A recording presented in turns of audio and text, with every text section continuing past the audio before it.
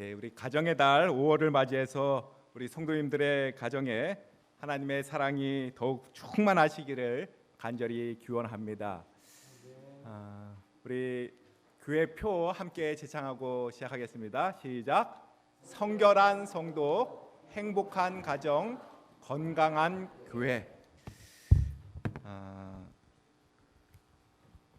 오늘은 예수님이 사랑하시는 가정이라고 하는 제목으로 함께 하나님의 말씀을 나누고자 합니다. 우리 요한복음 11장 1절부터 5절에 있는 말씀을 제가 봉독해 올리겠습니다. 어떤 병자가 있으니 이는 마리아와 그 자매 마르다의 마을 베다니에 사는 나사로라. 이 마리아는 향유를 주께 붓고 머리털로 주의 발을 닦던 자요, 병든 나사로는 그의 오라버니더라. 이에 그 누이들이 예수께 사람을 보내어 이르되 주여 보시옵소서, 사랑하시는 자가 병들었나이다 하니 예수께서 들으시고 이르시되 이 병은 죽을 병이 아니라 하나님의 영광을 위함이요 하나님의 아들이 이로 말미암아 영광을 받게 하려 함이라 하시더라. 예수께서 본래 마르다와 그 동생과 나사로를 사랑하시더니. 성경에 보게 되면 예수님의 특별한 관심과 사랑을 받았던 사람들과 이 가정들의 이야기가 있습니다. 여러분의 가정도 예수님이 거하기를 즐겨하는 가정이 되기를 소망하십니까? 오늘 우리는 예수님께서 가장 많이 방문하셨고 또 그래서 가장 많이 언급된 이 가정을 보게 되는데요. 누구네 가정입니까? 바로 나사로의 가정입니다. 저와 여러분의 가정도 정말 예수님께서 즐겨 찾으시는 그런 가정이 되시기를 간절히 바랍니다. 그렇다면 무엇이 예수님을 이 가정에 그렇게 자주 방문하도록 이끌었을까요? 혹 이 고급 침대에서 편안한 잠자리가 있어서 이 가정을 많이 방문했을까요? 아니면 평소 맛볼 수 없는 고급 요리 때문이었을까요? 그런데 이 가정은 우리들이 흔히 생각하는 이 좋은 조건들을 전혀 갖추지 못한 듯이 보입니다. 이 가정은 우환이 그치지 않았던 가정이었습니다. 이 아버지 어머니를 일찍 여의고 삼남매가 의지하며 살고 있었습니다. 아마 이 삼남매를 돌봐줄 가까운 친척 하나 변변히 없었던 것 같습니다. 이들이 사는 곳을 촌이었다라고 강조하고 있습니다. 누가복음 16장 20절에 보게 되면 예수님께서 비유 가운데 나사로를 거지로 묘사하면서 한 부자와 거지 나사로에 대한 비유로 말씀하고 계시는데요. 그 나사로가 이 나사로는 아니겠지만 하여간 하나님이 그의 도움인 자라고 하는 이름의 뜻처럼 하나님의 도우심이 없이는 살아갈 수 없는 그런 가정이었습니다. 우선 가정의 든든한 기둥이 되어줘야 할 이 나사로는 늘 시름시름 앓는 이 병약한 사람이었습니다. 나사로에 대한 첫 소개가 어떻게 나옵니까? 1절에 보니까 어떤 병자가 있으니, 한글 성경에 보면 어떤 병든 자가 있으니 이렇게 소개를 하고 있습니다. 대개 첫 소개는 그의 인상을 결정짓기 때문에 잘 하려고 하는 것이 보통입니다. 그러나 2절에도 병든 나사로, 또 3절에도 병들었나이다. 얼마나 나사로에 대해서 소개할 것이 없으면 이 병약한 것만 소개하고 있겠습니까? 늘 병치레하던 아이로만 기억되던 사람이었던 것 같습니다. 그런데 이 가정을 예수님께서 그렇게 즐겨 찾으셨으며 또 매우 사랑하셨다라고 성경과 영감의 글에는 적고 있습니다. 예수님께서는 명절이 되어서 예루살렘에 올라가실 때마다 바로 이 가정을 들리셨습니다. 마태복음 21장 17절, 그들을 떠나 성 밖으로 베다니에 가서 거기서 유하시니라. 마가복음 11장 11절, 때가 이미 저물매 12 제자를 데리시고 베다니에 나가시다. 요한복음 12장 1절, 6월절 엿새 전에 예수께서 베다니에 이르시니 이곳은 예수께서 죽은 자 가운데서 살리신 나사로에 있는 곳이라. 예수님께서 부활하신 후에 또 하늘로 올라가시기 전 그 바쁜 일정 가운데서도 바로 이 가정을 방문하셨다라고 영감의 글은 적고 있습니다. 왜 이 나사로의 가정을 예수님께서 특별히 자주 들리셨을까요? 예수님의 사랑받는 가정이 된 이유, 첫 번째는 말씀을 사랑하며 또 말씀을 잘 듣는 가정이었기 때문이었습니다. 누가복음 10장 38절부터 39절에 보면 저희가 길 갈 때 예수께서 한 촌에 들어가시니, 촌이라 그랬어요. 마르다라 이름하는 한 여자가 자기 집으로 영접하더라. 그에게 마리아라 하는 동생이 있어 주의 발 아래 앉아 그의 말씀을 듣더니, 성경은 말씀을 잘 들을 줄 아는 것의 중요성을 여러 번 강조합니다. 여러분이 잘 아시는 씨 뿌리는 자의 비유는 말씀을 듣는 자의 여러 상태에 대한 비유입니다. 말씀의 씨앗이 심기울 이 마음밭을 네 가지로 말씀하고 있는데요. 길가, 또 돌짝밭, 가시밭, 그리고 좋은 땅입니다. 예수님께서 이 비유를 하시면서 들을 귀 있는 자들은 들으라 라고 호소하십니다. 씨앗이 길가에 뿌려졌다는 것은 귀를 기울이지 않고 건성으로 듣고 있다라고 하는 것이고요. 그 다음에 돌짝밭에 뿌려졌다는 것은 이 감동이 없이 듣는 것이고요. 그 다음에 가시밭에 떨어진 것은 마음속에 걱정과 근심이 있어서 제대로 말씀이 들리지 않는 것이다 라고 하는 것이고요. 좋은 땅에 떨어졌다라고 하는 것은 듣는 대로 실천되어지는 사람입니다. 설교 시간에도 대충 저 사람이 어떻게 듣고 있는지 파악할 수 있습니다만, 또 방문을 해보면, 또 대화를 해보면 그 사람의 마음밭의 상태를 알 수 있습니다. 어떤 분에게는 뭔가 이 막힌 듯한 느낌을 받는가 하면, 반대로 어떤 분에게는 말씀의 물줄기가 아주 시원스럽게 흐르는 느낌을 받게 됩니다. 이런 분들은 들으면 듣는 대로 실천하려고 하는 단순한 믿음을 가진 자들입니다. 사실 초신자들, 그들이 더 어떻게 보면 단순하게 또 말씀을 잘 받는 것 같아요. 지난주에 수술하신 우리 정연한 성도님 오늘 오셨는데 진심으로 환영하고 감사드립니다. 또 우리 지난주에 김영숙 성도님 또 침례를 수술을 받으셨죠? 우리 방문을 갔었는데 하나님께서 아무것도 염려하지 마라 라고 하는 그런 음성을 들려주셨대요. 그래서 정말 너무나도 편안하게 수술을 잘 받고 또 회복 중에 계시다라고 하는 말씀을 들었습니다. 그리고 이제 회복되면 목사님 쫓아다니면서 저 봉사활동 할게요 이렇게 말씀하시는 거예요. 그렇게 정말 단순하게 하나님의 말씀을 믿고 받아들이고 순종하는 사람, 이 돌밭이 아니고 이 좋은 밭에 떨어진 사람인 것을 보게 되죠. 제 전임지에서도 이런 분들을 꼽으라면 몇 분들의 얼굴이 떠오르는데요.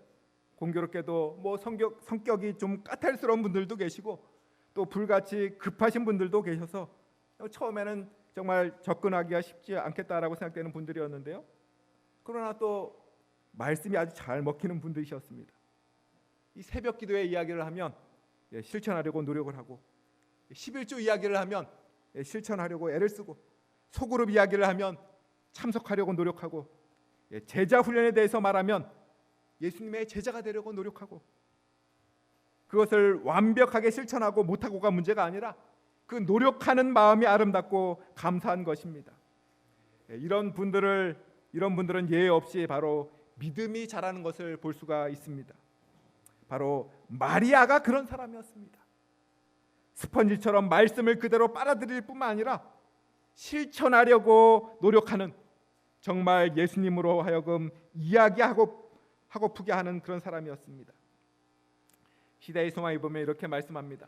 그는 모든 인간 가족을 사랑하셨으나 특별히 친근한 교제를 나누는 사람들이 있었다. 그리스도께서는 베다니에 사는 한 가족과 두터운 정분으로 연결되어 있었으며 이곳에서 그는 진심 어린 환영과 순결하고 거룩한 우정을 발견하셨다. 그의 말씀이 이해되고 소중히 간직될 것을 아셨기 때문에 그는 여기서는 단순하고도 완전히 자유스러운 분위기 속에서 말씀하실 수 있으셨다. 우리 구주께서는 조용한 가정과 흥미를 가지고 듣는 사람들을 높이 평가하셨다. 하늘에서 주신 교훈을 받아들이는 자들에게 그는 언제나 큰 축복을 나누어 주시려고 하셨다. 이곳에서 그는 들어서 식별할 줄 아는 사람들에게 하나님의 섭리의 책을 공개하셨다. 잡다한 군중에게는 이야기하려고 하지 않았던 것을 그는 이런 개인적인 회합에서 말씀하셨다. 그리스도께서 당신의 놀라운 교훈을 주실 때에 존경하는 마음으로 열심히 듣는 마리아는 그리스도의 발 앞에 앉아 있었다.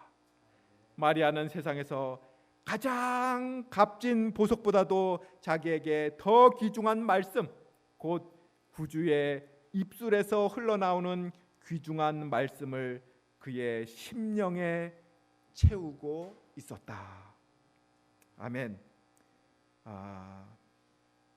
예수님께서 자주 방문하시고 사랑받는 가정이 된 이유는 바로 말씀 중심의 가정, 말씀을 들으면 그대로 살고자 노력하는 가정, 무엇보다도 말씀을 들으면서 가장 큰 행복을 느끼는 가정, 바로 이 나사로의 가정은 그런 가정이었기에 예수님께서 그들의 행복을 위해서 말씀을 들려주시고자 그 가정에 즐겨 찾고 또 들리셔서 그들과 함께 지내면서 말씀을 나누셨습니다.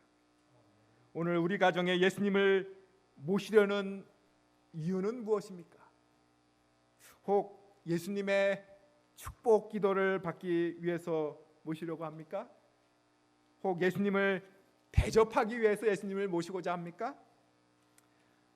언니 마르다에게 예수님께서 중요한 교훈을 주셨죠. 누가복음 10장 42절, 마리아는 이 좋은 편, 어떤 편입니까? 말씀을 정말 꿀송이 받아 먹는 이 마리아, 이 좋은 편을 택하였으니 빼앗기지 아니하리라 라고 말씀합니다. 예수님께서는 마르다에게 내가 이 가정을 즐겨 찾는 이유가 무엇이며 또 이 가정을 사랑하는 이유가 무엇이며 또 무엇을 가장 좋아하는지를 분명히 하셨던 것입니다. 예수님을 우리 가정에 모시려면 먼저 우리 가정 구성원 모두가 예수님의 말씀을 어떻게 해야 돼요? 갈급해하고 사모하는 가정이 되어야 하겠습니다. 예수님의 말씀을 들으면서 가장 큰 행복과 기쁨을 느껴야 하겠습니다. 말씀을 사모하는 정도에 비례해서 예수님의 임재를 느끼게 될 것입니다. 말씀을 더욱더 사모하시는 저와 여러분의 가정이 되시기를 간절히 소망합니다. 나사로의 가정이 예수님의 사랑받는 가정이 된 이유, 두 번째는 예수님을 전적으로 사랑했으며 또 그분의 사랑을 굳게 믿었기 때문입니다.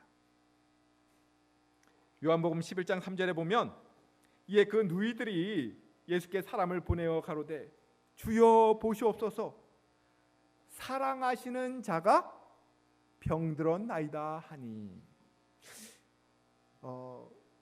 나사로가 죽어가는데 사람을 보냅니다. 근데 그 보낸 사람이 하는 말이 어떤 말을 전해요? 이 나사로가 얼마나 위급한지, 얼마나 중한지 얼마나 심각한지를 말하지 않고 그저 뭐만 얘기를 해요? 사랑하시는 자가 병들었다라고만 이야기를 하고 있습니다.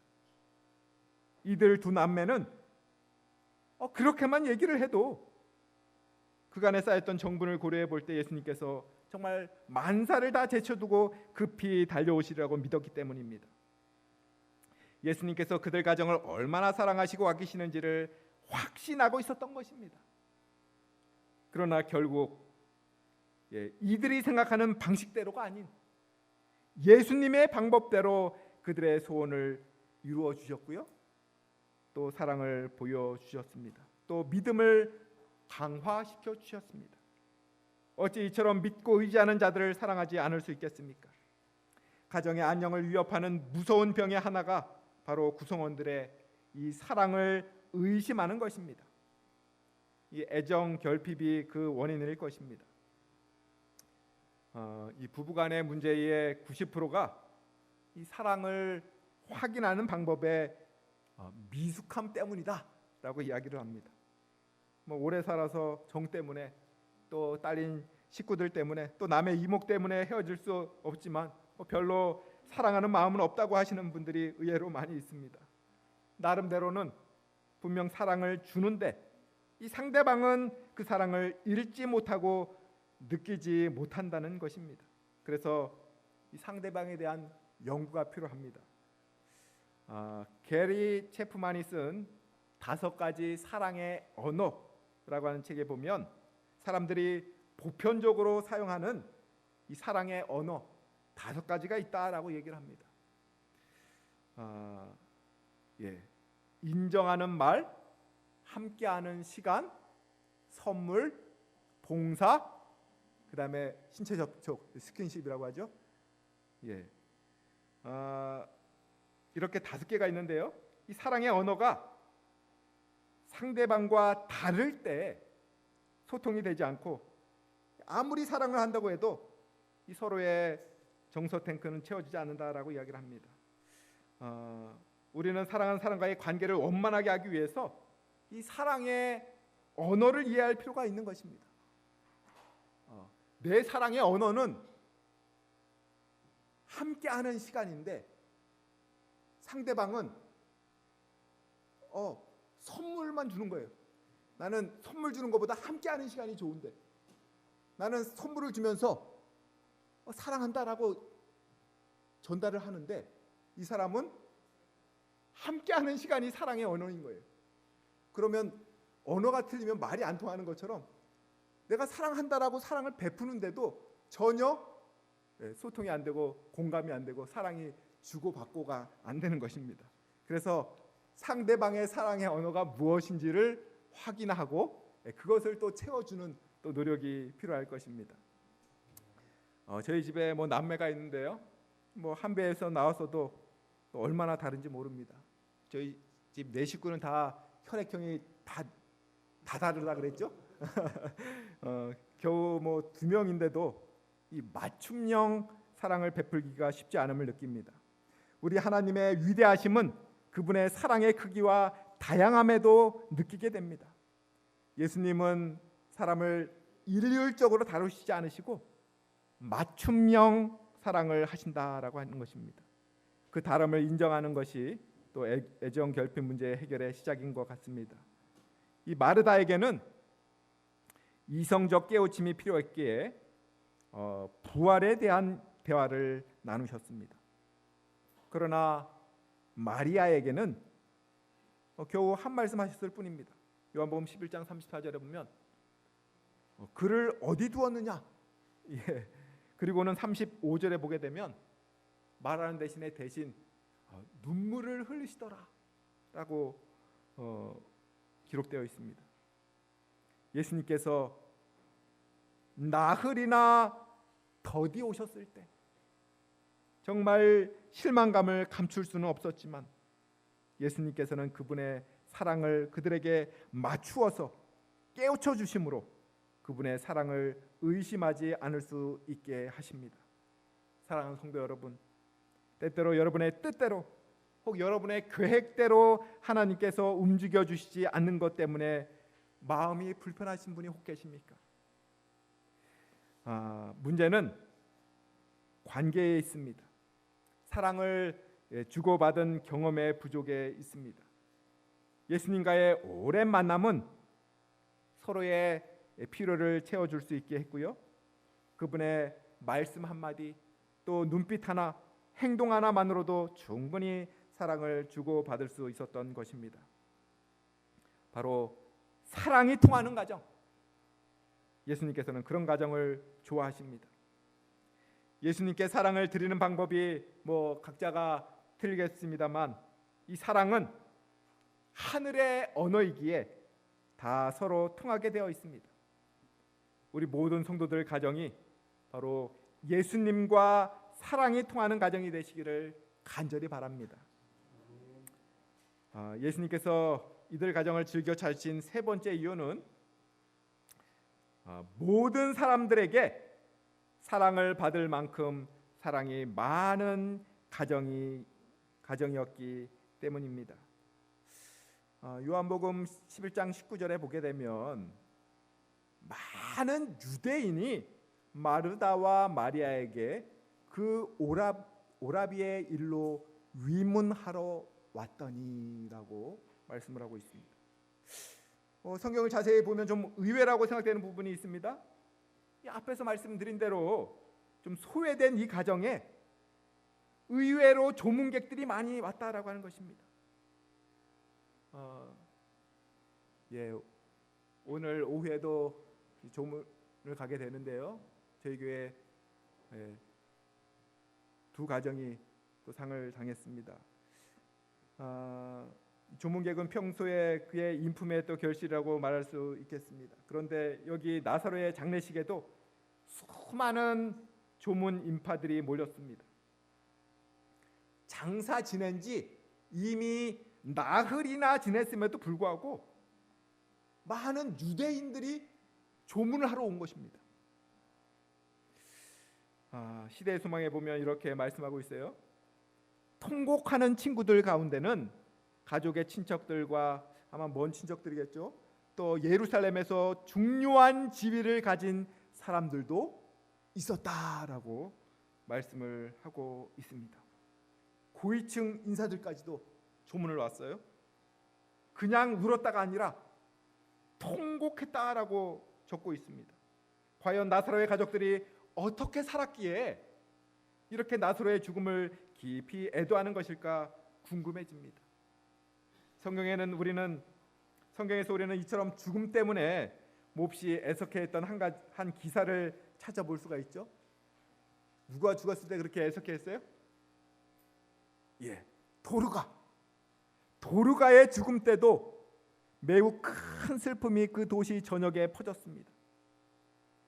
하나님께서는 이 도르가를 살리시는 것이 교회와 하나님께 유익했기에 그녀를 다시 살리셨습니다. 이 갓 태어난 교회, 초대교회뿐만 아니라 지역사회에도 살릴 만한 사람을 다시 살리시는 그 하나님의 위대하심을 찬양하며 영광 돌리게 되었던 것입니다. 도르가, 다비다라고도 하죠. 그녀가 어떤 삶을 살았기에 그리했는지 우리가 잘 알고 있습니다. 그는 남을 위한 삶, 이타적인 봉사의 삶, 나누어주는 삶, 타인의 기쁨을 위한 그런 삶을 살았기 때문에 이 도르가가 죽었을 때 많은 사람들이 애통하면서 그가 다시 살아나기를 소망했던 것이었죠. 바로 나사로의 가정도 그런 같은 사연이었으리라 생각되지 않습니까? 비록 가진 것이 없고 처지는 어렵더라도 늘 하나님의 말씀 가운데서 위로받고 또 영적 부자라고 하는 자의식이 그들로 늘 정말 콩 한 쪽이라도 나누게 했으리라고 생각이 되어집니다. 마르다에게 있어서 가장 큰 즐거움은 무엇이었을까요? 예수님과 그분의 제자들을 대접하는 것이었습니다. 언제 오실지 모르는 예수님을 맞이하기 위해서 비록 본인 먹을 것은 없어도 예수님 드릴 것은 항상 준비하고 있었습니다. 요즘 같이 뭐 핸드폰이 있었다면 예수님의 쓰지자 베드로가 나사로에게 전화해서 예수님이 며칠 날 몇 시쯤 오실 것 같습니다, 이렇게만 얘기한다 그러면 준비하기가 얼마나 편하겠어요. 그러나 미리 연락을 안 해도 이 마리아는 언제 예수님이 오시더라도 기쁘게 대접하기 위해서 준비했을 것입니다. 근데 예수님께서 혼자 다니시지 않으시잖아요. 몇 명이 다녀요? 12 제자들과 함께 다니니까 최소 몇 명인 거예요?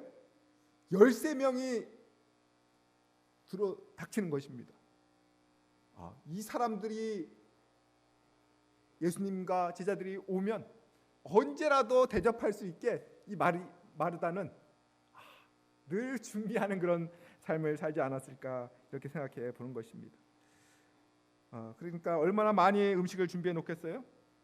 혹 준비해 놓았다가 이 배고픈 거린이나 더욱 어려운 사람들을 볼 때 지극히 작은 자 하나에게 한 것이 곧 내게 한 것이다 라고 하는 그 말씀대로 그 어려운 사람들에게 먼저 대접을 했을 것입니다. 그리고 또 예수님을 대접하기 위해서 준비하고, 예수님이 오시기 전에 또 대접할 일이 있으면 또 먼저 대접하고, 또 예수님을 위해서 준비하고, 바로 이런 삶이 이 마르다의 삶이 아니었을까 생각이 되어집니다. 마르다는 늘 다른 사람을 먹이고 대접하기 위해서 분주했고 바빴습니다. 그것이 마르다의 기쁨이었고 마르다의 행복이었습니다. 이들의 따뜻한 이야기는 입으로 전해졌고, 가난한 사람들뿐만 아니라 명망 있는 사람들까지도 자신의 가식적인 그런 선행과는 다른 이들의 매력에, 그런 모습에 매력을 갖게 되었을 것입니다. 예수님께서는 이런 잔잔한 사랑이 넘치는 가정, 이 사랑이 표현되는 가정에 즐겨 가실만 하셨습니다.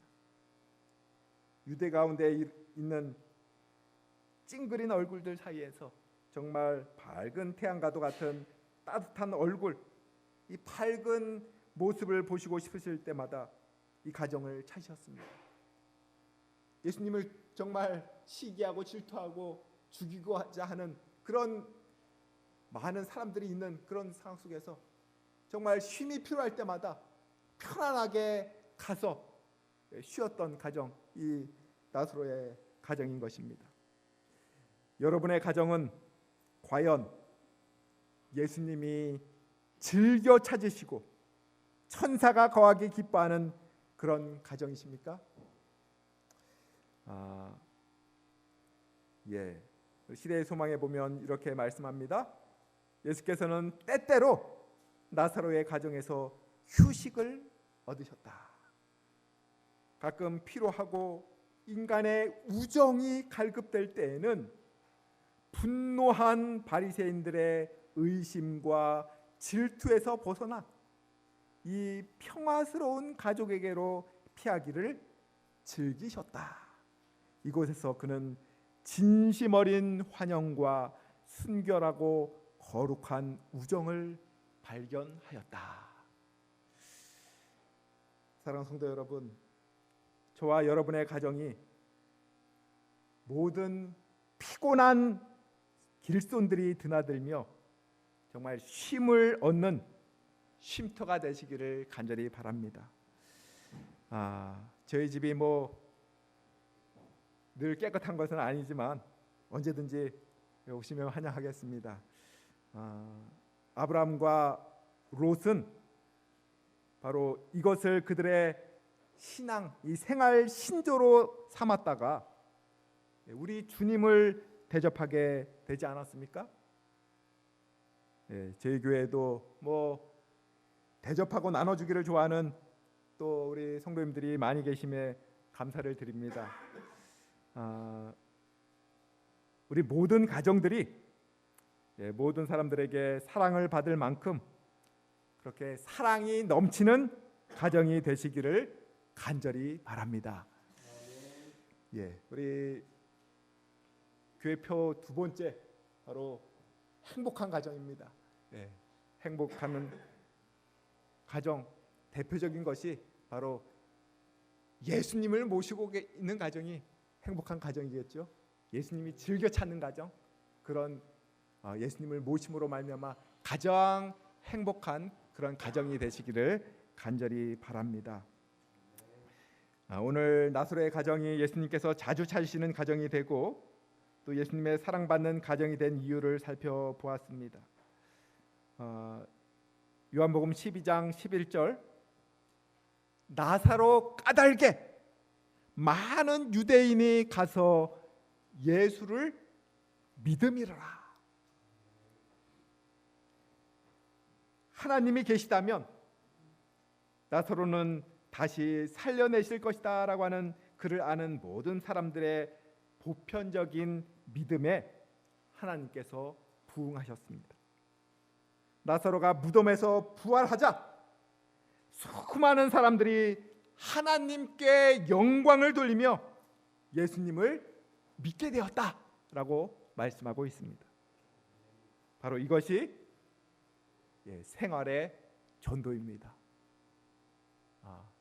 예수님을 모심으로 말미암아 예수님께서 베풀어 주신 그 구원과 정말 새 생명의 그 은혜들을 나누는 삶, 바로 생활 전도입니다. 우리 가정에서 되어지는 작고 큰 모든 일들을 통해서 우리는 우리 주변의 사람들에게 어떠한 형태든지 영향을 주고 있습니다. 나사로 까닭에 예수님을 믿게 된 수많은 유대인들이 있었던 것처럼 저와 여러분을 때문에, 저와 여러분 까닭에, 저와 여러분의 그 아름다운 행복한 또 가정 때문에 예수님을 믿게 되었다, 고백하는 사람들이 주를 잇게 되기를 간절히 소망합니다. 오늘 말씀 다시 한번 마음속에 새기면 좋겠습니다. 말씀을 사랑하고 예수님을 사랑하며 이웃을 사랑하여 예수님으로부터 사랑받고 또 이웃으로부터 사랑받는 우리 모든 교우님들의 가정이 되시기를 간절히 바라면서 이 시간 말씀을 줄이도록 하겠습니다.